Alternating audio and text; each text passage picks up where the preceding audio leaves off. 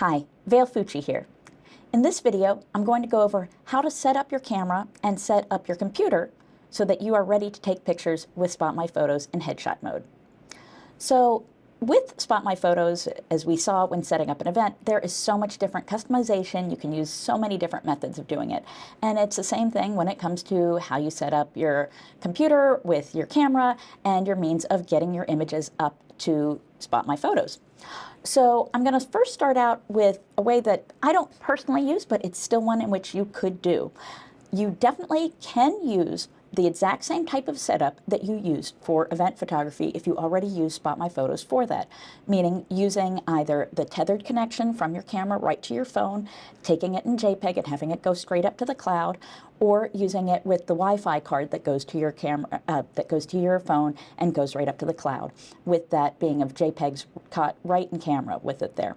So it's totally fine using that original type of setup where you're just using your phone to mobily get the information up into the cloud. But for me personally, I prefer tethering, meaning as I shoot, it goes right to my laptop, and then I'm able to have that in a much higher resolution screen than the little one on the back of my camera, so that I can see and make sure that everything is coming out just as I had hoped. So now I'm going to go over how you can set that up. So what is tethered shooting? Well, tethering means that you're essentially connecting your camera directly to a computer. And the means of doing that is with a tether cable. This one is from Tether Tools. You guys, if you've used the event ones before, you may have been used to seeing the little teeny tiny ones. When you're shooting and doing headshots, you're going to want to get the long one. I recommend the 15-foot number with it there. You can choose to whether have it in the bright visible orange or in black. As far as what you're going to need connection-wise and which model, you can actually just go right on Tether Tools website. It'll give you the opportunity to put in your exact model camera, and then it will tell you exactly which cord you need to have it be compatible from there to your computer. So all it is literally just a cable that's taking that information and pushing it over to your computer. Next is to figure out what program you're going to use to help you get the images from your camera over to your computer. Now, the most common ones in headshots that you're going to see are going to be Capture One or Adobe Lightroom, both very common in our profession there. Additionally, you can go and use the different ones that come oftentimes free with your camera. With Canon, you have DPP4, Digital Professional Photography 4 with it. Nikon has one that it works quite well, but I think you have to pay for it. And all those different cameras have these means of a way of having some type of program that allows you to tether with your camera to your computer. But again, the standards are that you're having it be from Capture One and Lightroom. So I'm going to go over that with you today. With it there, the thing that we're going to decide first is, are you the type of photographer that you're happy just with exactly how the image is coming across from your camera, so straight out of JPEG, out and delivering that to the SpotMyPhotos gallery? Or are you the type that you have a secret sauce that you want to apply to your images? Different presets, different brightness or color profiles, etc., that you want applied to it before your images go out to anybody to see them. So that decision you need to make beforehand, because that's going to dictate whether you're shooting in JPEG or you're shooting in RAW.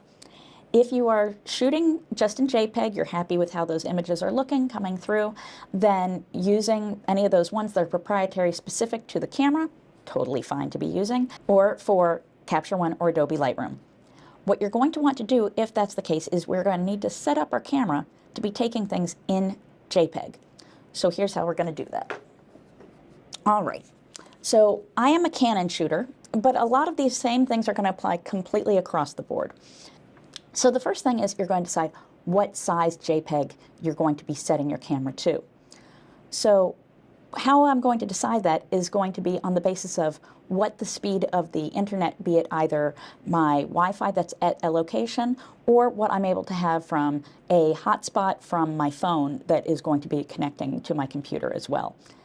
If it's that I have very poor internet at that location, it's extremely slow, I'm going to use a much smaller JPEG size. If it's that I have wonderful, blindingly fast internet, I personally am using a nice large JPEG size. So on the Canons, and all of these, most of them, are going to be in your menu settings. And you will just go in and it'll be quality. That's what you're looking for there. So image quality. Now, if you want to be able to record both RAW and JPEG, you can do that. You can either put it on 2 different cards, or you can do it in just a single location there of that RAW plus JPEG type of feature that a lot of them have if you only have a single card slot with it there. So here are our options. I'll go for right now. So we have large with a curve, large with steps, a medium with a curve, medium with steps, small, 1 with the curve, small, 1 with steps, S2, and RAW with it there. Now, the steps means it's a different type of compression with it, and we can also see the actual physical size of the picture that's going to be taken. This is 6,000 by 4,000 for large in this case. Medium would be 3,984 by 2,656 on my camera, and small is going to be 2,976 by 1984. So it's going to be a matter of what it works for you. What resolution are you comfortable having people get from these types of things that you're having go out? Some people are not comfortable with having people get the full giant high-res image going out because they want to be able to charge for that afterwards. Others, that's totally within their purview as to what they want to do. With me, I like people to have that full resolution image if possible so that they're able to use that for any use case that they need. All right, so from there, again, if we have good fast internet, I'll usually start with large with the little steps. If it is kind of iffy, I'll go to that medium with the steps, and if it's really poor, to small with the steps with it there. Okay, now again, let me be clear. This is only that you need to be setting this up like this, only if you are looking to have to completely bypass the element of having a program kind of add a secret sauce. This is just you are happy with exactly how the camera is making the JPEG. Okay, so once we have that, we're going to make sure that we have that set. And for here, I'll just do a large JPEG for right now. Okay. The next thing I'm going to want to do is look and see what my white balance setting is. Because again, if we are shooting this in JPEG, that white balance setting is going to be baked into that file. So you want to get that dead on. You can either do it by switching into one of the specific preset modes, or depending on your camera, you should be able to have set either a custom white balance or even go and adjust the Kelvin temperature up or down to make it warmer or cooler for what you're looking for. But I do recommend getting that right in camera. The next is one that most people don't think of, but is actually quite important if you are using the JPEGs coming right out of here, are the picture styles. Now, different camera companies will have different names for it, but overall, it's basically what your camera is doing to process that image. So if I go in here on, hold on. All right, and so here, picture style on the Canon, there is what they call it. We can see the different things that are here. We have auto, which is just kind of a generic one there, standard, portrait, landscape, fine detail, neutral. And then you can also have faithful, and then monochrome is black and white, and then user 1, 2, and 3. These user 1, 2, and 3 ones means that you can actually change these yourself. So if you wanted to do that, if we go and we find our picture style, okay, we can go in and actually set this. Now, what these are is these different numbers here for each of these different types of picture styles. You will see different things above them here. So in this case, you'll see S, F, T, then the little 3 triad thing there and that. So let's go into this and see on a single one on user defined, and let's hit info to set. So what those are is we have the ability right in camera to actually change the sharpness with it there, of the strength of sharpness, the fineness of it, and the threshold. That's what S, F, and T were. We have the ability to adjust the amount of contrast in there. We can adjust the amount of saturation, the color tone, kind of warm or cool, and that's it. And then we can do that all within there and make an actual custom one. So if there's a specific look that you like, you can actually do that in your camera. And this is going to apply across the board. Canon, Sony, Nikon, you name it. There is one way or another, you're going to have some different picture styles in there, and most likely you can make your own custom one. Usually I find that either portrait or using Vivid is going to create the kind of look that I'm fine with, of having it right there, what is preset in the camera for it. If I was shooting JPEGs there, it gives it just that little bit of punch. But test and see which one is best that you like, that fits your style. And then once you have that, you're pretty much all set on the back end of your camera. You're going to just be picking exactly the same type of normal settings with your shutter speed, aperture, and ISO that make you happy.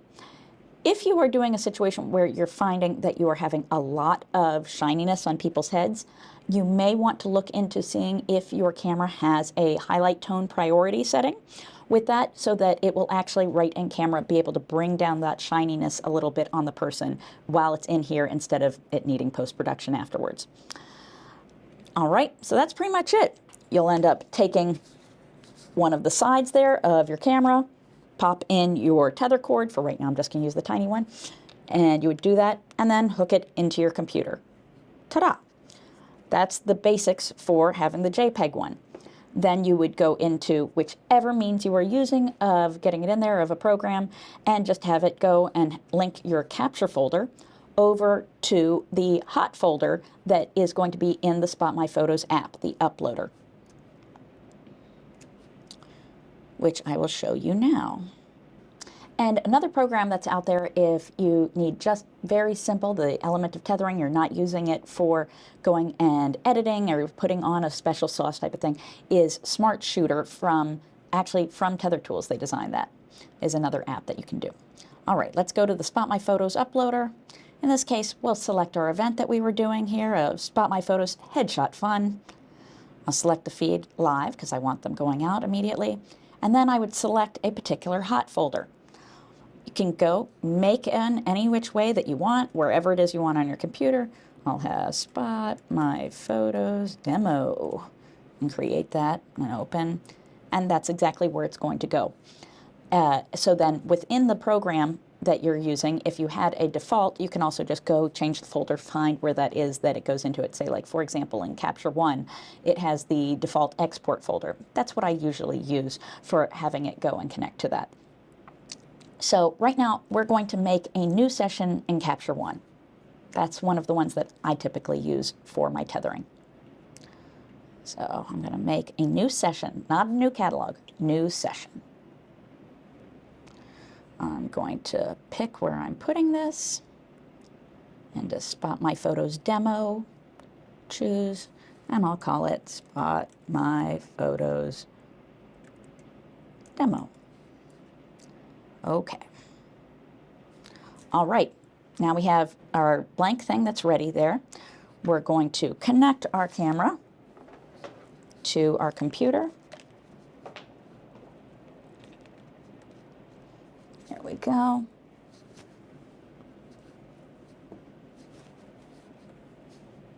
Whoop.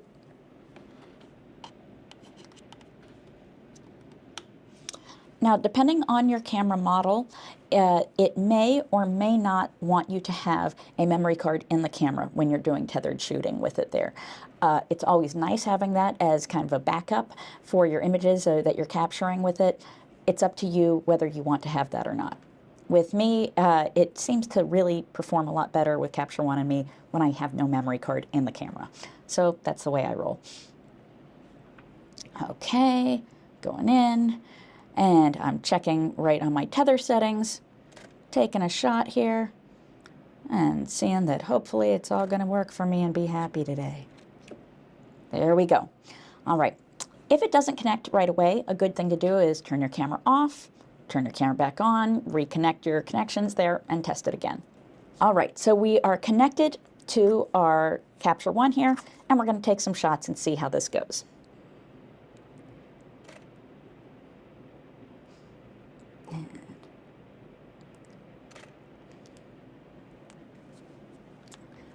All right, so we have our image and that's come through. And you can see previously when I was shooting in RAW, you could see that it comes up with that. But now if I'm just shooting in JPEG, there it is. The files are coming in JPEG. So I am then able to go and see where is it that in my tether settings that these images are being recorded to. I can see where it's going, destination, see in here. I could choose a folder for it to go separately or just go to that particular location. While I'm in Capture One, one of the easiest things for me to do is I just right-click on it and I see Show in Finder. And it's going to show me exactly where those images were going. And then if I'm on a Mac, I go and see it as columns. I can see exactly where this lineup was of where that folder is. So now let's add this in. We'll go back to here. I'm going to pick where this folder was coming from in this case, and it was SpotMyPhotos Demo. And right now, because we're just shooting with JPEGs, not with RAW, I'm going to Capture.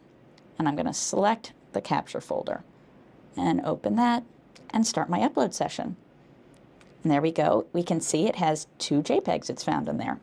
Let me grab another shot just for fun here. All right, and we can see, boom, in real time, it's in the queue, and now it's up. So let's go and log in and see that there. Okay, SpotMyPhotos headshot fun. And sure enough, let's see, there it is. And I just heard a buzz on my phone. Let's see. I think, even in this image, it did, it spotted me.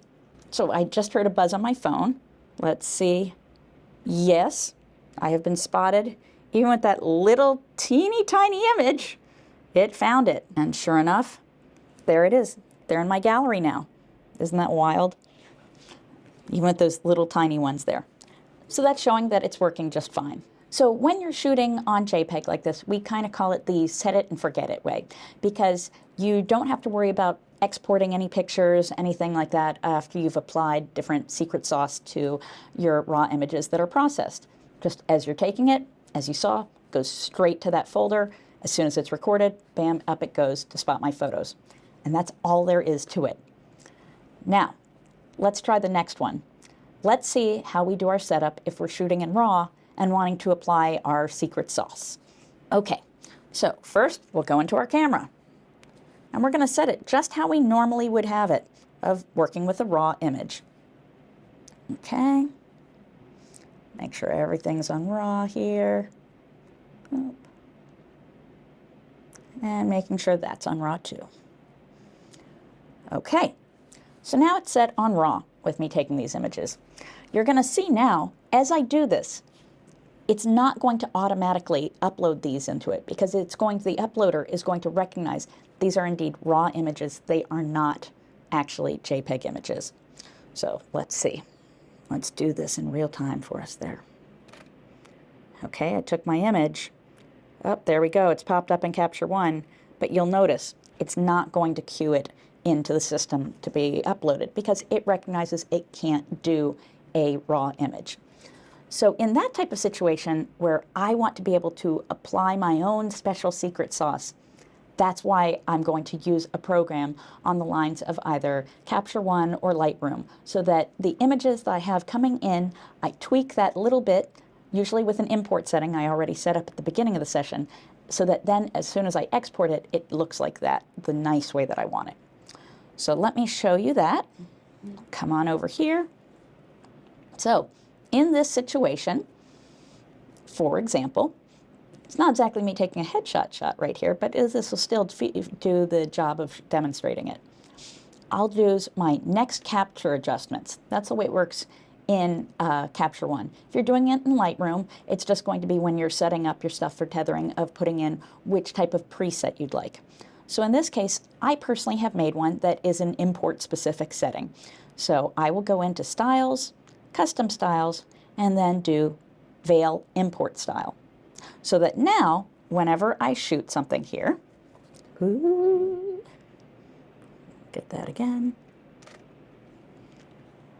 you will see that now, if we look at the difference here of before, this was just flat with it there, nothing of happening with the exposure, the white balance or anything. Here it's doing a very specific setting that I like to use where it happens to turn. Here it's using one that is a specific setting I like to use that actually Alex from Capture One kind of came about with, showing us that it looks really nice turning up the brightness and bringing down the exposure a little bit to make skin tones look really nice. So it does that. Then if I'm in a particular location where I'm shooting with it there instead of my studio, I want to make sure that the white balance is exactly how I want it to be there. So in that situation, I will find a way of either putting a target, something along those lines, or just do it by eyeball, honestly, to see in that situation what is the white balance going to actually properly be. So in this case, let's just say that with this part, I am looking a little too blue on that screen and I want to make it a bit warmer. Well, I've made that change, but if I just take the picture right now, it's not going to keep that same change for that next one there. Or is it? It is. That's not a good example. Come on. Go back to tether. All right.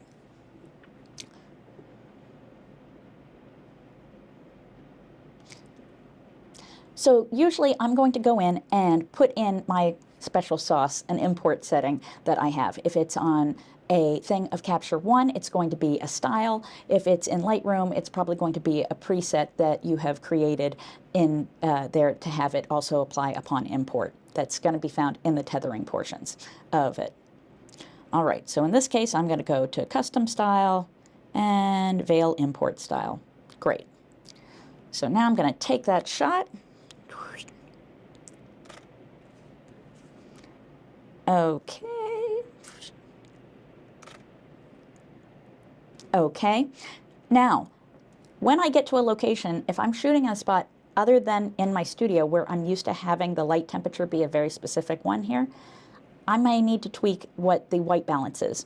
So I will go over to adjust and then either use an actual white balance target to figure it out there, or just kind of do it by eye looking at it. So let's just say in this one, looking at this, I'm looking a little blue. So let's move it so I'm a little bit warmer here. So in this one I'm looking, maybe a little bit blue. So let's make it a little warmer here. Okay, great. Now, if I've done this and I just go and take the next shot, whoop, let's see. Uh-oh. Our white balance went right back to what it was before. What do we need to change? Well, I need to have it so that it remembers what was the setting from the previous one, instead of it just by default going to my standard import preset. So let's get it so that it's right. Warm that up that little bit the way we liked it. All right. And now in Capture One, I'll go back in and change it from, instead of having it on default, I'm going to go copy from last. And now I'm going to remove this one, because otherwise it would then have what I had last and then double apply the style a second time, and that would just be a lot of over concentration on upping the saturation, the brightness, etc. This is now just going to copy exactly the settings that were in the previous one. So now let's see when I do that and take our shot. And there we go. You can see this time it's retained that white balance that we had. So now I'm ready to shoot. So that's it. Now my camera's set to take my pictures and have apply my secret sauce as the images come in. Now, say I've taken pictures of an individual that's in front of me. I got to get those images up into the cloud, because remember, right now they're just raw images. They're not JPEGs. And do raw images go up in the uploader to SpotMyPhotos? No, only JPEGs do. So what we need to do is export these guys. So first things first, I'm going to go into my uploader and change what the export folder was. Let me end this session. Yes, I want to end it as sweet as that session was. Selecting my event, selecting my feed, I want it live, and I'm selecting my folder. In this case, it's going to be, instead of the capture folder, it's going to be output as my folder. And I select that. And I start my upload session. Great. So now, if I go back to Capture One, and I see what I have here of some of my images, and I want them to process and then go. If it was an individual that was in front of me, I would usually just click the very first image.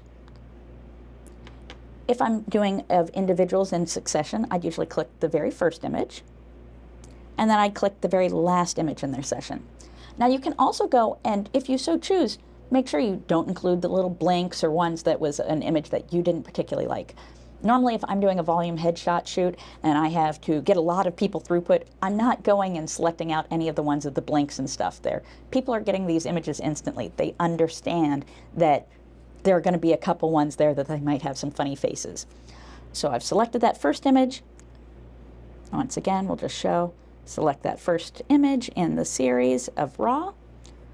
Select the last image in the series by holding Shift and click. And now I'm going to, for Capture 1, I happen to hit Command D. It's a quick, fast thing to have it export. Right now I've got it set for full size, highest quality. It's going to go to export whatever you have clicked there of having a checkbox on any of these particular recipes. So let's do that right now. Command D. All right, and now we'll see that those are exporting out, and I will look to see on my uploader, and we can see in the queue how it's uploading them. Now what you're going to notice is that these are going much slower than the ones that were happening before when I was doing it at JPEG. Well, these file sizes are still actually larger than the JPEG file sizes that we had before, so that's why the speed is not as fast. So let's go and look now, and we go on to the back end of here. I'm going to refresh, and now I can see the difference here. We have the images that I originally had shot with it there as they came through, and now we have the ones that I did secondarily there, because you can see just a bit of difference here. So there are the images now. And just for fun, let's do another one in real time just to see it actually come in on the back end.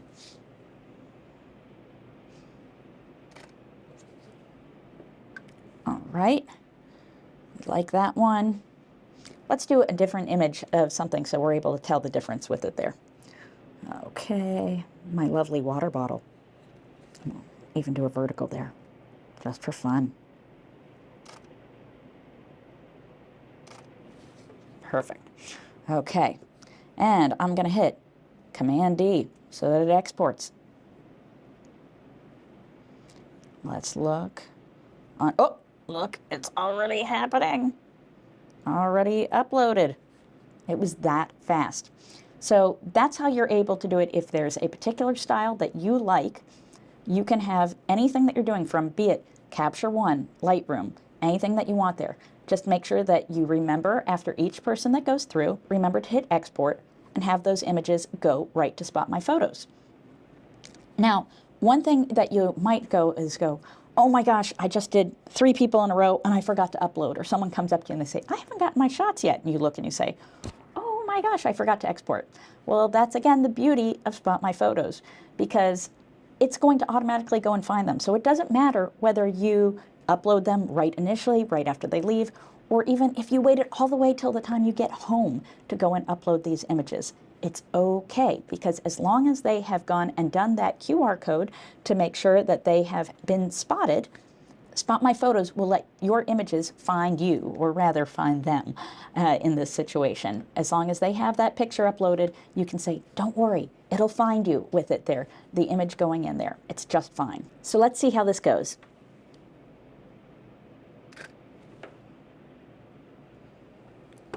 All right, we've got our image there. Remember, our next step, we're going to Command D for all the parts that we had there. There's my one before. That was that. I'll just take the one, Command D. We can see. Let's watch the magic happen. Oh, there I am. It is amazing to watch and see. And the neat thing is that if we give it just a little bit of time with the different ones, we can see even with the old ones. If I go and download, I can see whether it's auto-optimized the image. Oh, and sure enough, just got a buzz. Been spotted again. So let's check and see. Go to download. Oh, we can see auto optimize. Let's take a look and see what the image looks like before and after the optimization. So I'm going to download the original, and I'm going to download the optimized one. All right, let's see our downloads. And go to those two. And open with preview so we can see. So we'll see, here we go, that's the original. And that's the auto-optimized one. You can see here in the original that I've got my tired eyes there. And then with this one, it has decreased the under eye bags under my eyes there.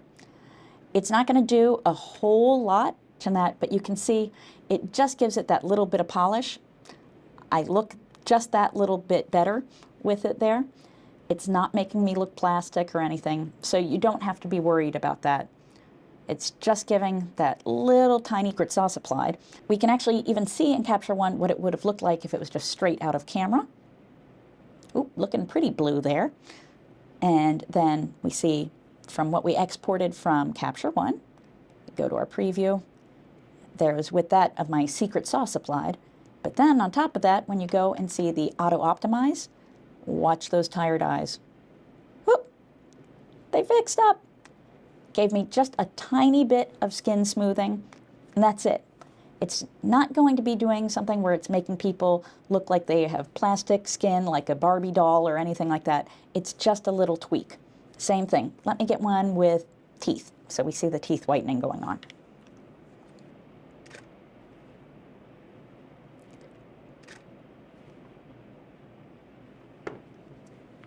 All right, so again, we can see our before. Had I not had my secret sauce, with the secret sauce, see if I can make this smaller and watch just how fast it goes. Let's see if we can have all three at the same time. And see it, and here, and Command D. Whoop, queued, success. Wow, that's really fast. All right, great. Now let's look and see to compare what it's done with the teeth. I'm going to download the auto optimize, and I'm going to download the original. Let's look and see what it did.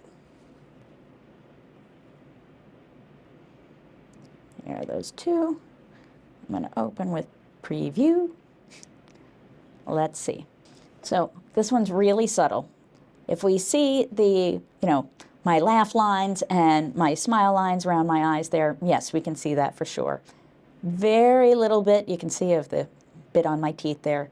If we look right here at the bottom, I switch to the other image. So follow here. You can see just slightly it whitened my teeth. It's not going to do a whole amount like, Crest White Strips white. It's just going to be a little subtle amount. But at the end of the day, that's what you want. You don't want it to be looking completely different than what you would expect. So that's it. Now, say at the end here, we want to be able to send these different images onto the organizer of the event. They want to have the whole gallery. Well, we can easily do that. We just go on the back end to Event Tools, and we can go and do Photo Stream Access. And with it there, I would want them to have those full res, not a smaller version there. If you wanted like a web res size of it being like 1200 by 1800, you do this branded gallery. If you want it just the regular without it and the high res, do the non-branded there, and copy that link. And they can then go from here and see all the different images. We can also, on the back end, send them the images and have it as such that it makes it so it will rename the files. If you have it set, hold on, go to Account Settings, Registration Preferences, and make sure that you have turned on Enable First and Last Name so that when everybody is going in and actually registering for a particular event, it will go and ask them for their name to put in along with the selfie and their information, be it either the phone number or the email address. Then, once you go, let's hit save with that there, is that when we go into, back to our events, You can also go Event Tools, Download Photos. From here, you can put in the name of the person that you want to send these to. In this case, I'll send it to myself, but you could send it directly to the organizer. I'm going to choose the collection, the live event ones there, and photo type, with it being, in this case, original photos with it. And I'm choosing the optimized ones, not the originals without optimization. Here, I get to pick whether to include the attendee name in the file name. So Smith John image with that type of thing. It's going to append that file to it. So in this case, it's the default with it. I'm going to keep that on. And I'm going to hit download. And it's going to process this. And it's going to email me a zip file. And now, with that, all the different images that it found of people with that, it will have the file names appended at the front of who the person was that is associated with that image, which is a wonderful feature because that's what a lot of organizers want. So we can have it already right here, download it from there. If it was a very large file, you're better off probably just waiting for the email that goes out. So let's see here, I'll go to my Gmail and we'll see if that also at the same time. Yep, sure enough, there's that gallery that is ready for download. With it there, it already went there, or you could have just right then and there gone and download that zip gallery, which I'll do right now. All right, download the zip file. And now, if I go to list, you will see, ta-da, it has recognized that that was me in those images. All the ones that it recognized me in, it has now appended at the front of the file name in alphabetical order type of thing. Last name first, then first name, the image name of the person that went along with it. So this can be a massive time saver for you, not needing to go back, change names for people. If you're providing this to an organizer at a workplace, they will be thrilled in HR that the people's names are already attached to every single one of their files. If you're doing it in Lightroom or any of those other programs, it really is quite similar to doing it with Capture One. You're just going to export the image once you have it done up the way you want with whatever preset or import settings that you have so that it's got your secret sauce on it and you're good to go. So that's it. That's my SpotMyPhotos headshot workflow. I hope you found this helpful. Get those images up in the cloud and get those right into the hands of the people who are excited to see them. They can go and either have them right there to download. You have the option that you can make it so people can purchase those images if you prefer, and even have the option to do retouching, either auto retouching, that feature of making it have that turning on or off, that auto optimization there that they pay for it, or you can have your own normal professional retouching workflow that you would do on your own, be it whether using a retoucher or Evoto or yourself just with Photoshop, any of those things. They're all possible from that back end to turn that on and make it so that you can make those sales additionally with your clients as they are getting their images. I hope you found this helpful, and I really hope that SpotMyPhotos headshot mode has the massive impact on your business that it has on my headshot business. Bye.